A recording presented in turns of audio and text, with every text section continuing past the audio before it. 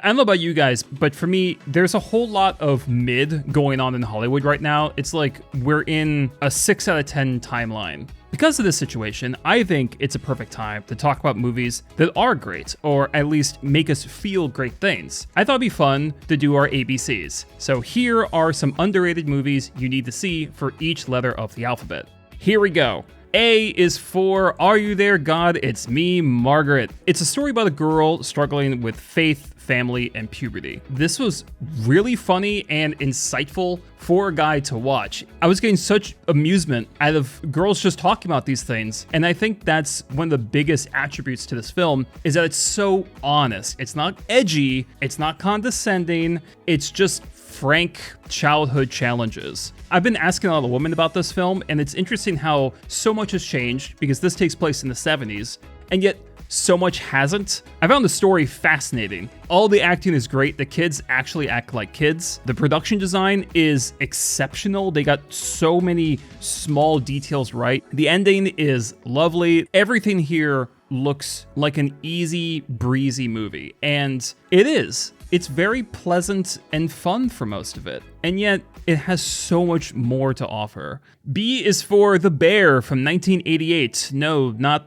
the show with the actress who looks like she's always gassy. I almost went with Big Trouble, which is a hilarious comedy, and Dennis Farina just steals the show. I also almost went with Blue, which is literally a solitary blue screen for 90 minutes, and it's an enthralling experience of a man telling this life story that's about to end. I still gotta go with 1988's The Bear because this movie's kind of insane. It's a fictional story of a bear cub having to fend for itself. But because they use real bears and other animals, it almost feels like a documentary. So much of it comprises of just animals out in the wilderness. They got really emotional performances out of bears. The shots in this film, the kind of reactions, the action, yes, there is action. All of this is doubly impressive when you think about how they actually pulled them off. Even without that, it is an entertaining and surprisingly violent and dramatic movie about a cub having to find its bravery. I also like how the hunter characters aren't Clayton from Tarzan. They have depth, they have intelligence, they're not pure evil. If you want to see something with the realism of a documentary but the drama of a fictional narrative with a great finale, check out The Bear. C is for Contagion, a disease movie that isn't boring. How is this possible?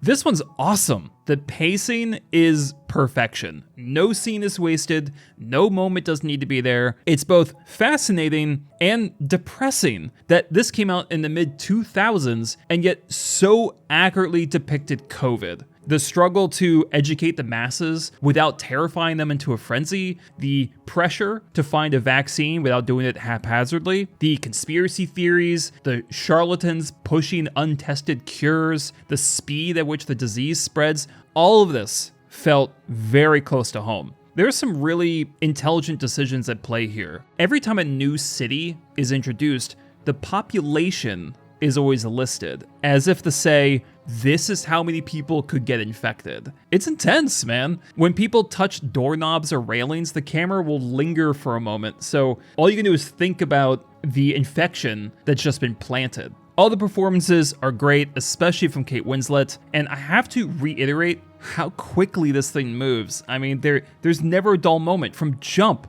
I was glued to the screen. Even without our shared experience with COVID, I think this is a smart and dramatic film. But post-COVID, I would say this is a must-watch.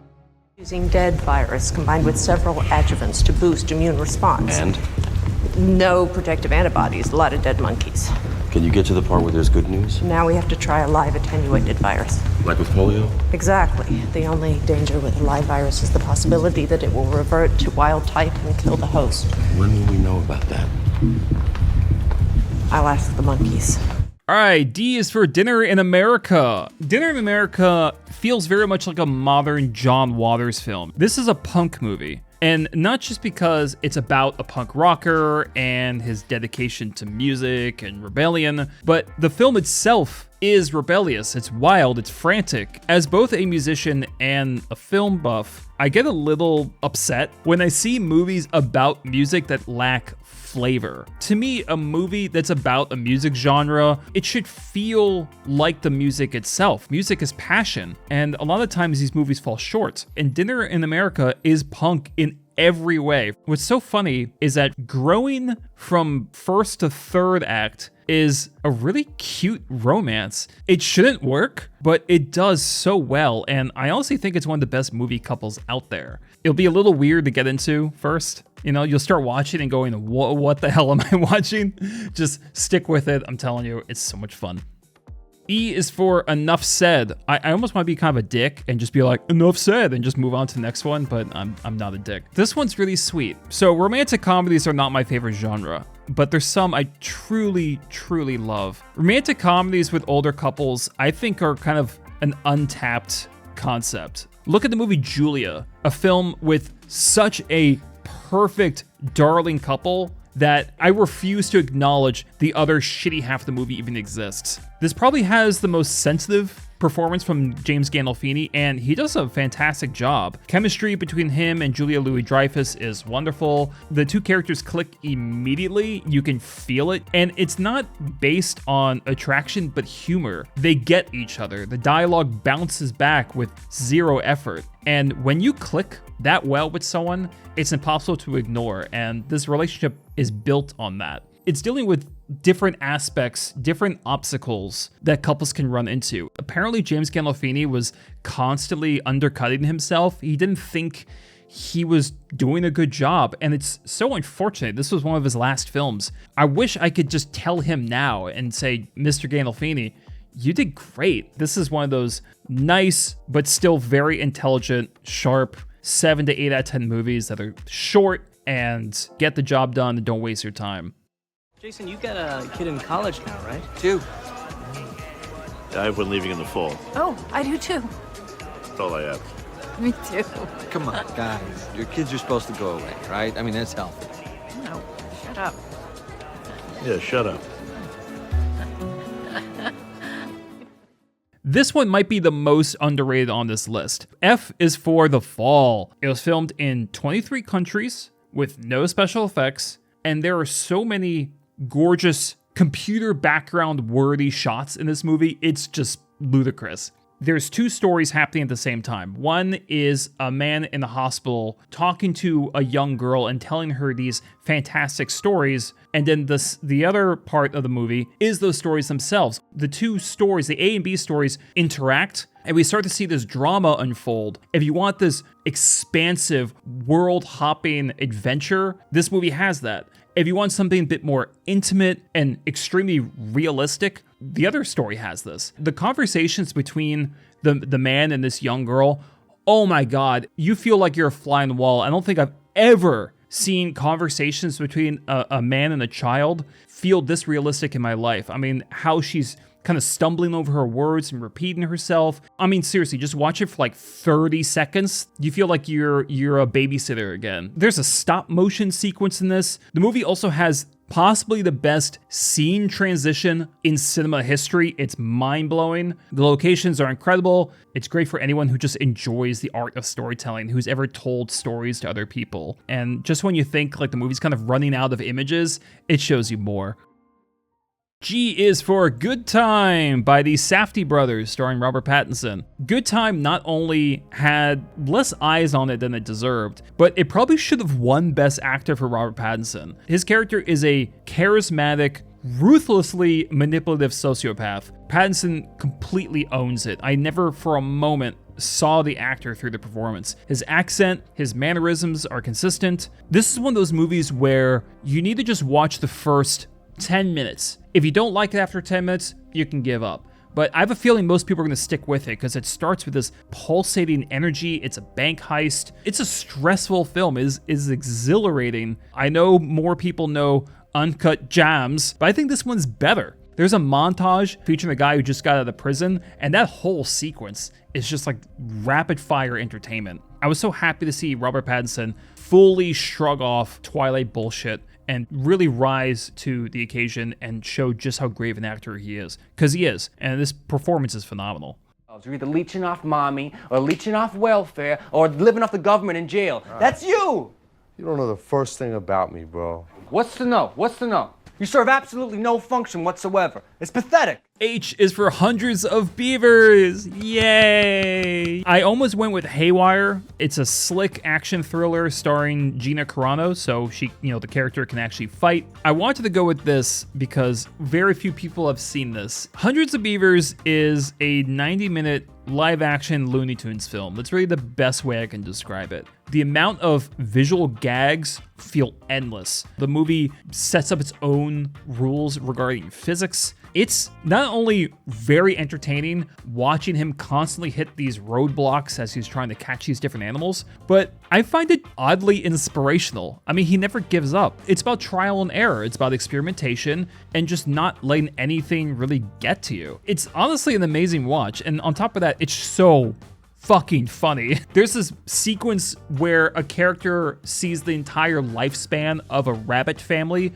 just from the footsteps in the snow. So clever. The ending is this really elaborate log ride action sequence that must have been a blast to storyboard. The sound work, God, the Foley sound, it's fun and over the top and cartoonish, but there's really clever decisions. I think the only problem I have with this movie is the first 10 minutes aren't great, but once you get to him actually trying to survive in the wilderness, it really picks up.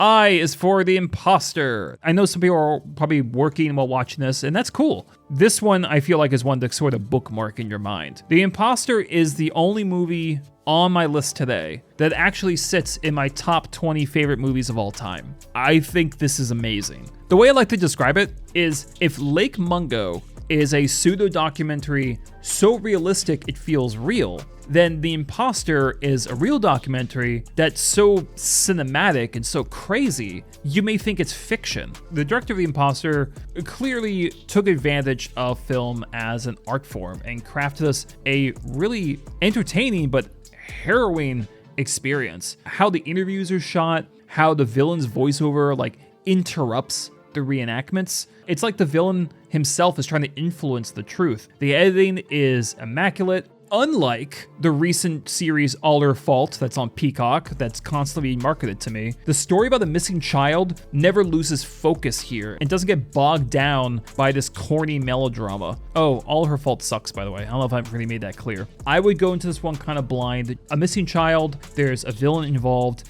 and it is one of the best movies I've ever seen. I will just leave it at that. J is for Jane Eyre. I know people are gonna see this and go, "Oh, this looks boring," and they're not gonna care, right? Like Wuthering Heights, Pride and Prejudice, Emma. The thing with Jane Eyre is that the cinematography isn't just gorgeous, but it's surreal. The way it's framed, the way it shapes characters, the close-ups, the use of natural light. It creates something almost hypnotic and even a little trippy. Another thing that separates this from other period piece romances is how gothic this is. This is so gothic. We got these rumbles in the dark house, voices drifting on the wind. There's this story of a woman with jet black hair and they say sapphire eyes, described kind of like a wolf. These elements start to creep in a bit and unsettle you. The acting is incredible, as are the characters. Rochester, who's played by Michael Fassbender, is so engaging, and I think that's one big appeal that's gonna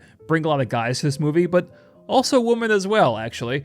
The character is a brute. He's rude. He's haunted by his past mistakes. I feel like that's gonna appeal to a lot of people because for guys, it's, wow, I kind of missed seeing such old school masculine men in movies these days who are flawed in interesting ways, and women are gonna like him for the same reasons, and they feel like they may be able to fix him.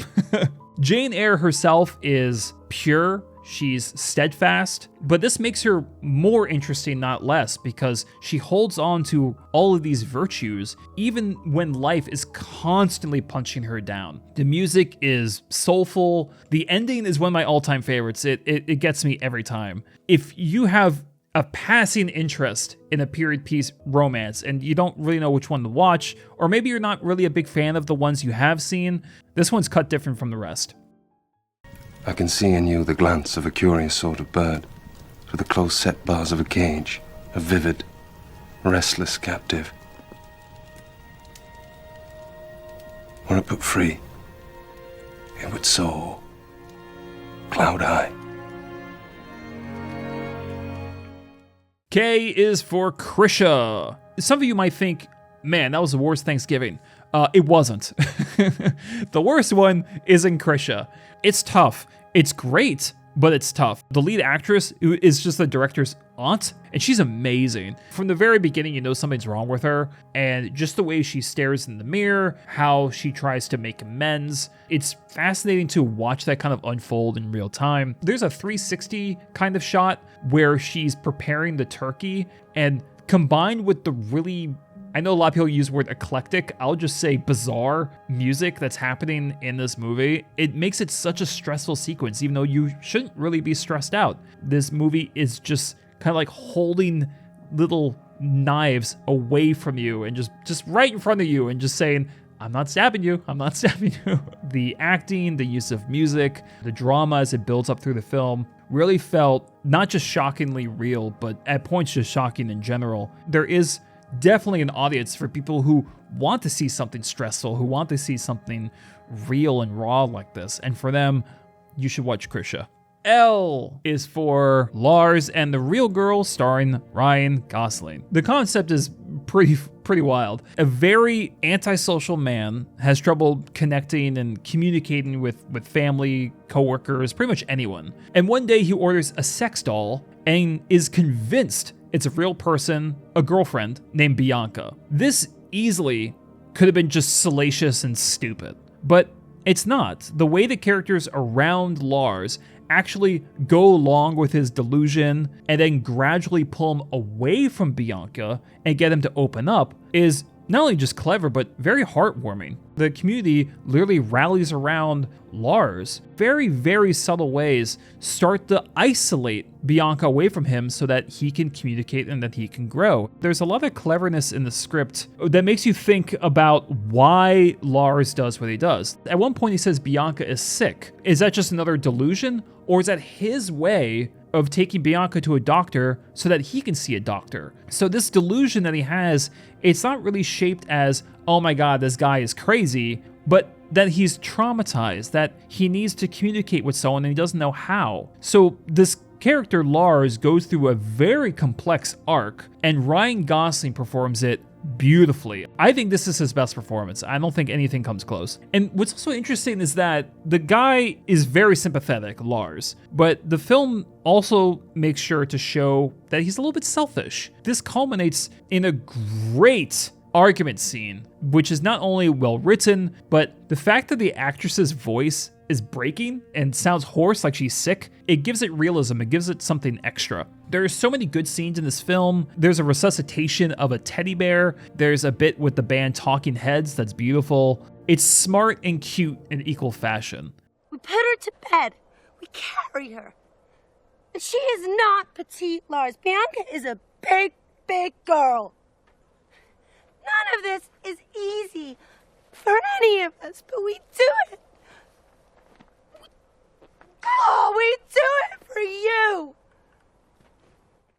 M is for Mononoke the Movie, Phantom in the Rain. This movie is like being dropped in a vat of Skittles and having to eat your way out. This was really tough to narrow down. Mood Indigo is a French film that's basically a playground of ideas. The Man from Nowhere has the greatest knife fight I've ever seen in the film. But I wanted to shout this one out because I've never seen the show, and I never felt like I had to, because I think the confusion, how fast it moved, actually was an asset. And I'm always complaining that movies are moving too fast, they're too edit happy.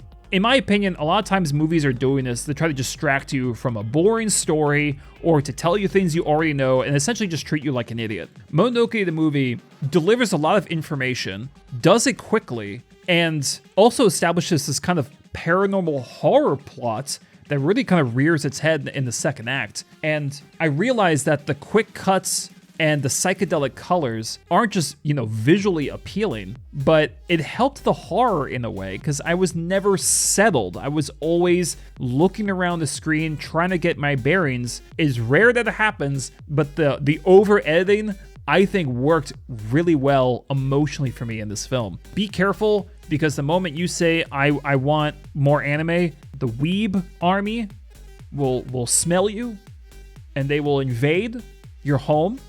They will invade your Discord. All right, sabers drawn, so just careful. If you ask for anime recommendations, careful, because you don't know what you're gonna get. You might get a tasteful movie. You might get a show that's 4,000 episodes and half of them are side boob. So be careful. Careful when you ask for anime recommendations. Don't say I didn't warn you. And as for Not Another Teen Movie, my favorite parody of all time, either that or Airplane, I have to talk about this film because number one, it got obliterated by critics. I mean, they hated this. I understand partly why. There are two scenes in this film I hate. They're gross out jokes. I'm not the biggest fan of gross out jokes. I think they can work. The vomit scene from Team America is amazing, but it's amazing because of the music in the background, right? Like, you can't just be gross. You have to do something else. The gross out scenes in this movie, they're not clever. There's nothing else going on. They're just gross to be gross. And it's so frustrating because as silly as this movie is, I think this is a great comedy aside from those two scenes. Like, it has all the elements that I consider good comedy. I have not seen a film in the past decade that's made me laugh even close to this one. First, the cast is great. The line delivery is perfect across the board. There are too many funny scenes to count. I'm just gonna list a few. You have the world's most awkward kiss. This entire basement scene's amazing. The cheerleader with Tourette's, the world's fastest makeover, the hyper-aggressive coach, who I'm pretty sure they modeled after mine in high school. The token black guy, they get a lot of mileage out of that cliche. There's even a scene where one guy has to kick out the other guy out of a party because he's supposed to be the only one there. Also, there's background jokes everywhere. Even the cameos are awesome. The bit with the cheerleaders makes me laugh every time. We know you stole our routine, and then they perform the routine. So funny. They don't even change the team name. No performers half-assing it. Everyone's delivering their lines with such, genuine emotion, but they're such ridiculous lines that it makes them so funny to me. Who's that? It's my mother. You have her eyes. I think that's coffee time. All right, it's not letting me upload a new image. That sucks. I designed this whole coffee thing for a background. It's not loading. Fuck you. All right. So O is for One Cut of the Dead. One Cut of the Dead should be as famous as Shaun of the Dead, in my opinion, and certainly more famous than World War Z, which should be called World War. The easiest way to hype up One Cut of the Dead is to talk about how the first act is a 37-minute tracking shot. But for me, the structure and the script are the real highlights because I won't spoil anything. You really should go into this pretty blind. During those 37 minutes, everything you notice, things that look odd or out of place, that performance looked weird, why are we focusing on this person, all that stuff become payoffs in the third act. I've never had a movie pleasure me this much for paying attention. It's such a reward. It's such a gift. This is a movie about zombies, but this is really about filmmaking itself. And the amount of passion that went into this is self-evident. In a time where movies are becoming more lifeless, they just feel like bricks being stacked up to hold up a house that no one wants to live in, it's thrilling to see a movie that's clearly made by people who love making movies. Do something outrageous today, watch this crazy Japanese movie, and get one of the greatest third acts if you actually are paying attention in the first act. It really is such a payoff. The experience is nothing short of delightful. Up. Cowboy cameo. How's it going? How's it going, buddy?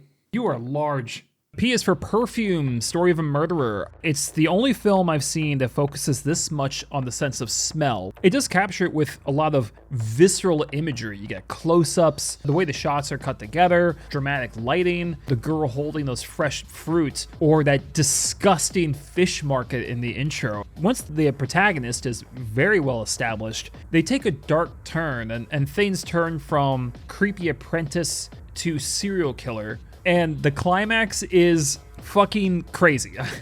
I love it. I love when a climax goes bonkers. It really shoots for the moon, but does it in a way that doesn't completely betray everything that led up to it. Oh God, it's such a fun climax. The actor Ben Whishaw, he barely speaks in the film, and he does wonderful work conveying all these different emotions, curiosity, desperation. It's pretty wacky that it's the same guy who does Q from the Daniel Craig Bond films and is the voice of Paddington. Even though it has a couple issues, Dustin Hoffman's a little distracting. I think there's too much narration, but it's a great hook. It only improves as it goes on, and it's just a vivid experience to watch this. Q is for Queen of the Damned. I did not grow up with this one. I saw it like a year ago. And the thing is, while I have no nostalgia for this, I do know that this movie has an ardent fan base, because when I mispronounced Aaliyah's name in my video about this, oh my God, it's too bad for Trump's tariffs. Otherwise, it would be a lot cheaper for people to buy the nails and wood that they need to fucking crucify me properly. I think there's a lot going for this. Now, all respect to a departed artist, I don't think Aaliyah delivers her lines very well. However, as far as look and presence, I think she would have been a perfect Citra if they ever did a Far Cry 3 movie. There are things I think are legitimately good from a filmmaking standpoint. I love the violin scene, the song is beautiful. I love the concert at the end, although I think it's a bit too short. Queen of the Damned has probably the best post-nut clarity moment in cinema history. I do have a quick question as far as flaws. Why do movies keep using CGI with vampires? When it's practical, it can look visceral, it can look classy, it can look sexy. There's so many ways vampires and practical effects can look good. So many of these movies, Queen of the Damned, Twilight, you name it, will use CGI and have vampires like teleporting and jumping everywhere, and it looks like shit. It looks like shit. It has always looked like shit. It looks so stupid. They're just jumping around slamming into each other. It looks shitty. This is more of a guilty pleasure, but I do think there are good things in this film. The movie never lies about what it's trying to be. It's not trying to be serious. It's not trying to scare you. It's just, we're combining this specific kind of rock, goth rock, or whatever it is, with an actual vampire story. So it has this like over-sexualized cheesiness to it. And the fact that vampires are kind of, at least to me, inherently pretty intimate sexual creatures, I think it works out quite well, and it's a lot of fun. Better than Twilight, that's for fucking sure. R is for Recess, School's Out. Not only did I quite like the show, so I will admit I do have a little bit of nostalgia for this, but it's combining meteorology, the 60s, and education together into a plot in a way that, for the most part, makes sense and gives the characters a lot to do. If you're not familiar with the show, will the movie still work? Definitely. It's also a kid's movie, so it's not, a super complex movie to get into. It's a funny movie, it's rambunctious, there's great voice acting just like the show. The villain is also voiced by James Woods, and he's awesome, as he usually is doing a villain. Even a animated film based on a TV show had more purpose in what licensed songs to choose than a lot of movies these days. A lot of times they just pick something because it's fast, or they pick something because it's new. But this film went, no, this is about drama from back in the day that never got resolved, so we're gonna use the music from that time period to keep that consistent with the plot. I think that's a brilliant decision, and it makes the scenes even more fun to witness. Great characters, really funny moments. Yes, it is a kid's film, so, you have to kind of surrender to it a little bit. But that being said, as far as animated films go, I think this is massively underrated. Nessun dorma. Huh? Nessun dorma. Ma il mio Hey, kid, get out of here! mistero in me. Henderson, get rid of that kid, will you? Nessun saprà. No, Ah! no sulla tua Smithson, Underhill. Sir. All right, come on, kid. bocca. S is for The Stranger. I think out of all the letters, this one was the hardest to narrow down. This was rough, and not just like rough, but like rough. There's so many, right? Smiley Face, probably my favorite stoner movie. Safe is incredible and should be discussed more. Shag has one of the most adorable couples in movie history. Sorority Boys is the only college sex comedy that I would actually call feminist, and it's fucking hilarious. I have to go with The Stranger. No one talks about it, yet it's such a deeply atmospheric and tense thriller based on a real sting operation in Australia. Watching this movie, I had no idea this was a real event, and then when I looked it up, I went, holy shit, they did this? They did this. Finding this movie on Netflix was like finding like a little trail of gold in some boulders. Instantly, I found it captivating, and I think a lot of that comes from the cinematography and the sound design. It revolves around this villain who's played impeccably, fascinating in a very disturbing way just to watch him. The character interactions are fascinating, it's incredibly intense. It also really benefits from a rewatch, but obviously watch it once to see if you like the fucking thing. And I think you will, if you want to see something this dark and cool, even a bit strange, and very tense. T is for Thunder Road. To me, Jim Cummings is still the current master of hilarious stress. And here, he crafts a character that's so flawed, and yet you admire the good he wants to do, but he constantly gets in his own way. We can see a lot of us in him. It's just taken to a point where he's constantly spiraling. There's a slap in this movie that I feel, having not gone through the process myself, but I feel kind of says everything about divorce with one action. The movie is funny, sad, heavy in all the right places, and never becomes too morbid or letting the comedy take over too much. Everything feels balanced. There's a sequence where a protagonist and his daughter play patty cake, and it's probably the cutest thing you'll see today. It says so much about fatherhood in so brief a window. The story never becomes too predictable. There's a couple intense moments that stopped my breath. It's somewhere between stressful and tender. It has a lot to say in a short time, and I think it's great.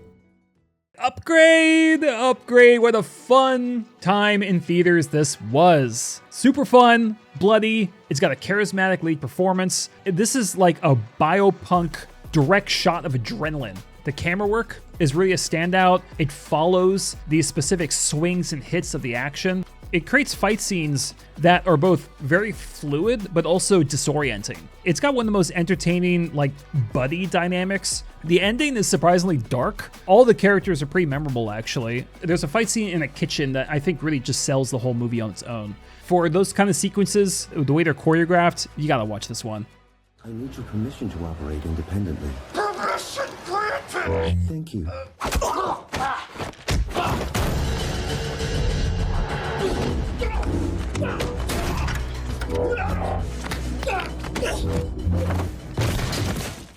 V is for Velvet Goldmine. This is one of the more recent ones I saw. It's very bright, it's very gay, it's very musical. The entire plot is centered around glam rock and gay culture. Just to get personal for a second, this is a culture I am not familiar with. It was actually kind of interesting because I kind of did want sort of like a history lesson. Now, I don't know how accurate this is. There's been a lot of complaints, and pretty valid ones, of certain shows, movies incorporating gay elements as a way to try to seem fresh or edgy or just try to put some life into it. And it could come across as very pandering. It's interesting to see a movie like this that came out years ago still dealing with these concepts. This isn't inherently a modern thing, turning something as intimate as one's sexual preferences and trying to make a trend out of it, and how that can help people realize their own, or it can be detrimental and turn it into something gaudy. That alone I thought was a really interesting kind of concept. The songs are great. Again, not a genre I'm really into, but I was just hoping, hey, if we're talking about a music film, can we have some good songs? And they are. They're really fun. There's a concert scene with Ewan McGregor that just straight up rocks. People like me love the song itself and the energy, and then other people like it because Uma Grigor sings a song in leather pants / nothing, and Star Wars fans will find another reason to masturbate over anything Star Wars related, so there's that as well. I don't like this film as much as some of the other ones on this list. I think it starts too slowly, and they really needed energy like right out of the gate. So I'm calling this one underrated, because I think for fans of glam rock, this should be on your watch list, especially when it digs into the actual music and how someone who has the world at his fingertips has to realize, where do I go from here? What? Is there a problem? Again. What? Sorry, Kurt. It appears... Kurt, we only ask that when you decide to make a change, you simply inform us in advance so Eaton here is properly prepared. Otherwise... What the fuck are you talking about, man? I didn't make any fucking change. W is for Warrior. Basically, it's about two MMA fighters who enter a tournament to win a big cash prize, and they are estranged from both each other and their formerly alcoholic father. What I love about this is that there are no flashbacks. They never show you specifically what the father did. We're barely even told what he did, but through their interactions, we can piece together what happened in the past and how it created this current tense situation. As a writer, I've proofread people's work before, and I always say, you know, you have all these long sentences and they're great, but nothing is more effective than having a small sentence cut right through the middle of it. And if you can have a really effective small sentence, a small sentence that says a lot, it can do wonders. It can just needle into people's brains. So there's a heart-wrenching scene where the father tries to make amends, and the son does this frustrated little looks away, looks back at him and goes, "Never again." Those two words said everything I need to know. This is an MMA movie, right? So it's a fighting film, and it's the rare one where you're not dozing off and waiting for the action. It's beautifully acted, and the structure works really well too, because the first half is mostly drama with some fight scenes peppered in, including one with Tom Hardy that's gonna make you go, oh shit, for 2 minutes straight. And then the second half is all fighting with a little bit of drama peppered in. So it's a nice little switch. Probably the best I've seen Nick Nolte. I bought every second of this guy's desperation, his guilt, shame, and those small moments of toughness where you can see that grizzled old coach that he used to be. There's so much shown and implied rather than explained like you're a fucking 5-year-old. This makes the drama more engaging because you want to uncover it. You want to learn more about this crazy family. All the other performances are great. Tom Hardy, he plays wounded and tender outside the ring and like animalistic inside the ring. Completely nails both sides of him. He's also gigantic. He is scary as hell in this film. I think he's scarier here than when he played Bane. The MMA fight scenes have a little bit to it shaky cam. The commentators are pretty annoying. Regardless of that, I still think this is one of the best sports movies I've seen. Also, fellas, this is a good guy cry movie. We don't cry in a lot of films, but this is a good one to do it. I'm just asking you if you can find a little better space in your heart to forgive me a little bit. Yeah. I forgive you. Okay. But I do not trust you. X is for X500. It was very hard to find an underrated X movie. I think all the X-Men movies are kind of properly rated. Everyone pretty much agrees that X2 is really good. Days of Future Past, pretty good. X-Men Apocalypse, rectal cancer. But then I found this one. 3 immigrant stories in one. The 3 of them are not related at all. I think that's one of the issues with the film is that when it cuts from one story to another, it's completely unmotivated. What I love about this movie is that it was clearly shot on location. Everything looks so authentic, everything's scuffed. Along with that, there's some very striking shots. I love the use of color. The segment of the boy from, I want to say Colombia, his was the best. It had the most clear motivations. I think it had the most amount of drama, and it had a villain character I wanted to see a lot more of because I found him very intimidating. I guess the only thing that really connects these characters is it's about the immigrant experience. To show up to a country, you barely have any support, And it's so much easier to just get looped in with crime. And sometimes you'll even have a choice. X500 showed that kind of struggle in a very realistic way.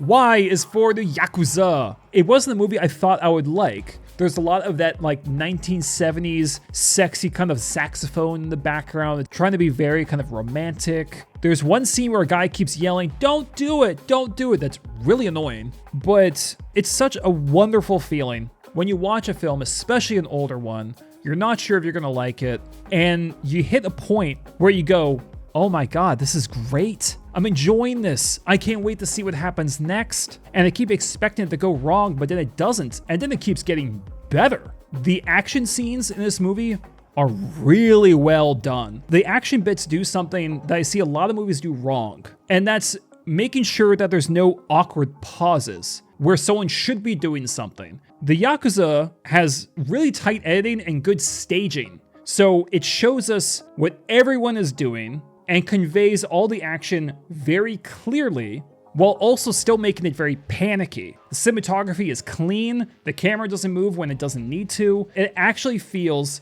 like a breathless, nerve-wracking kind of action bit where people are in a room together and people are getting hurt. This is just a well-written, well-acted film. There's some nice quippy dialogue, all the character interactions feel natural. There's an ending that involves a knife, I'll just say, and the acting is exceptional. To me, like, not only was it kind of a fun time capsule, but the drama, action choreography, where the plot ended up was much better than I expected. And I really felt like I got a full meal, both emotionally and in terms of pure entertainment value. I don't subscribe to the idea that all older films were better, but 70s were a pretty damn good decade. I mean, there's a lot of good ones, and this is definitely one of them. I like this film a lot. Z is for Zorro the Gay Blade. As you can probably tell, it was hard for me to find a movie that started with Z that was underrated. Zardoz, I could not get into. Zathura was basically Jumanji in space, but with one extremely annoying child who can't act. I'll give this one a go. A couple people recommended it to me. There's so many just little things in this movie that made me giggle. The fact that George Hamilton, who's the lead, he performs the first 10 minutes of this movie purely with his eyebrows. What really just killed me, after a big action sequence, Zorro falls and he injures his foot. So it opens the next scene and he's staring down and he's scolding, "You just had to be the hero, huh? I told you we weren't gonna make that jump." And he's blaming his foot, and the camera just slowly pans down to the foot. It's cinematography, it's delivery, it's funny lines, all working together to deliver a solid joke. I do wish the villain was funnier. He just yells. I don't understand how that's funny. The love interest is also very one note, but the other woman, the sad woman trapped in a marriage, she is great. The actual fencing is interesting because some of it looks horrendous, but some of it looks actually decent. Like, there's some good lunges, some nice parries. I was very surprised how inconsistent it was. I was perplexed why this was called the Gay Blade until halfway through, the flamboyant brother character, also played by George Hamilton, shows up. And I think this is where the movie kind of dips. There's still some solid gags, there's lots of energy, but it does kind of feel like one long gay joke without much variety other than the costume changes. So I think that is going to be the hardest sell for people. The movie doesn't make a lot of sense, and it's extremely silly, but it's also very funny, and a comedy that actually makes me laugh, and actually makes me laugh hard, I will always appreciate. And the script, especially in that first half, reminded me of how much comedies benefit from one-off gags. And I feel like we're missing some of that. That's another fun thing about when you talk about underrated movies, is that they cross all borders, all boundaries, and all genres. And you can have something like Zorro the Gay Blade on the same list as Jane Eyre. Good movies are good movies. That was fun. Let me know in the comments of any I missed, and enjoy this video ranking all the best picture winners of the last century. Stay tuned for more live streams, say hi on the Discord, and as always, thanks for watching.